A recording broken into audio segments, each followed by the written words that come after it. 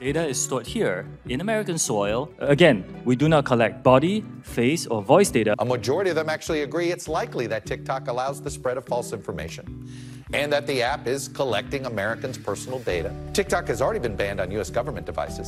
TikTok যুক্তরাষ্ট্রে এটি নিষিদ্ধ করার চেষ্টা চালিয়েও ব্যর্থ হয়ে গেল। কিন্তু বিষয়টা শুধু একটা আইন নয়, এটা রাজনীতির চাল, প্রযুক্তির বিদ্রোহ আর ব্যক্তিগত স্বাধীনতার নীরব বিদ্রোহ।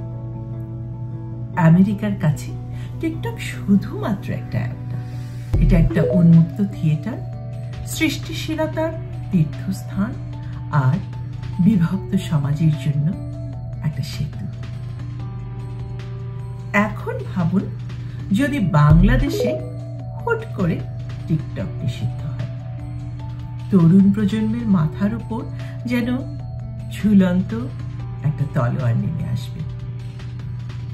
রাতারাতি লাখ লাখ মুঠোফোন নীরব হয়ে যাবে আর কানে ভেসে আসবে হতাশার নীরব আর্তনাদ। টিকটক হলো সেই উন্মাদনাপূর্ণ মঞ্চ যেখানে ছোট শহরের ইমরান তার কবিতা শোনায় আর বড় শহরের মিজান তার নাচের ভিডিওতে দর্শকদের মাতিয়ে রাখে। ওহাইওর এমিলি তার চিত্রকর্ম বিক্রি করে আর বাংলাদেশের উত্তরাঞ্চলের গ্রাম থেকে শবনম তুলে ধরে তার গ্রাম্য জীবনের গল্প। শবনমের টিকটক জগৎটা কেমন?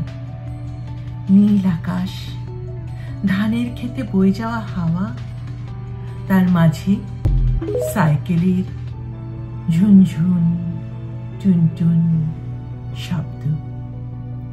ভিডিওগুলোতে তার হাসি, তার কান্না, তার গ্রামের গল্প আর জীবনের সংগ্রাম ফুটে ওঠে। হাজারো ফলোয়ার তাকে প্রেরণা দেয়, এমনকি তার ভিডিও দেখে একদিন দূরের এক ব্যক্তি সাহায্যের প্রস্তাব দেয়। শবনম তখন তার জীবনের অর্থ খুঁজে পায়। কিন্তু একদিন হুট করে টিকটক নিষিদ্ধ হয়ে গেল। শবনমের মতো হাজারো তরুণ তরুণীর কণ্ঠ নীরব হয়ে গেল।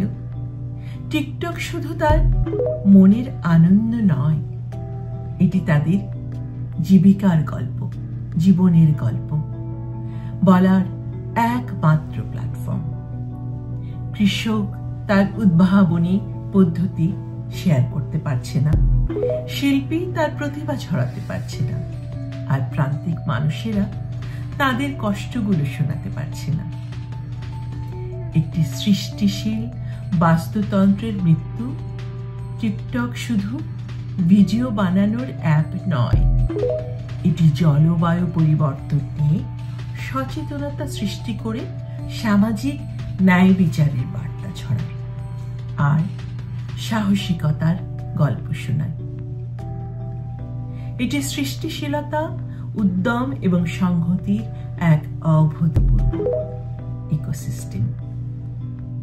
কিন্তু যেমনটি বলছিলাম, একবার যদি এটা নিষিদ্ধ হয় তবে গল্প থেমে যাবে, সৃজনশীলতা হারিয়ে যাবে, পরিবর্তনের কণ্ঠস্বর চুপ হয়ে যাবে।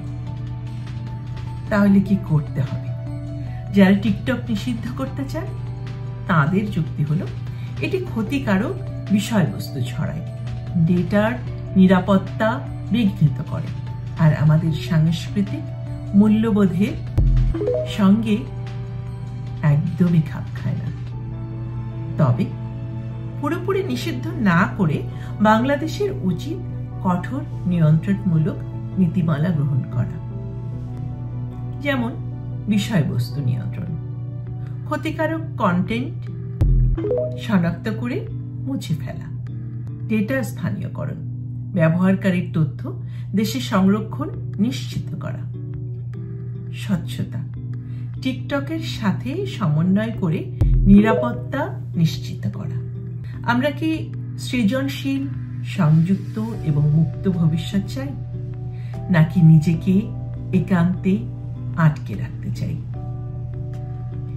শবনম, মিজান, প্রিয়ার মতো তরুণ প্রজন্মের জন্য টিকটক শুধু একটি প্ল্যাটফর্ম নয়, এটি তাদের কণ্ঠস্বর, তাদের জীবনের গল্প। নিরাপত্তা আর স্বাধীনতার মধ্যে ভারসাম্য বজায় রেখে বাংলাদেশ তার তরুণদের সৃজনশীলতাকে রক্ষা করতে পারে এবং বিশ্বব্যাপী ডিজিটাল প্রতিযোগিতায় টিকে থাকতে পারে। টিকটক যদি সুর হারায়, তাহলে আমরা শুধু একটি অ্যাপ হারাবো না, হারাবো একটি প্রজন্মের স্বপ্ন। When the cheese drawer opens, you gotta pay the tax. The cheese tax, the cheese tax.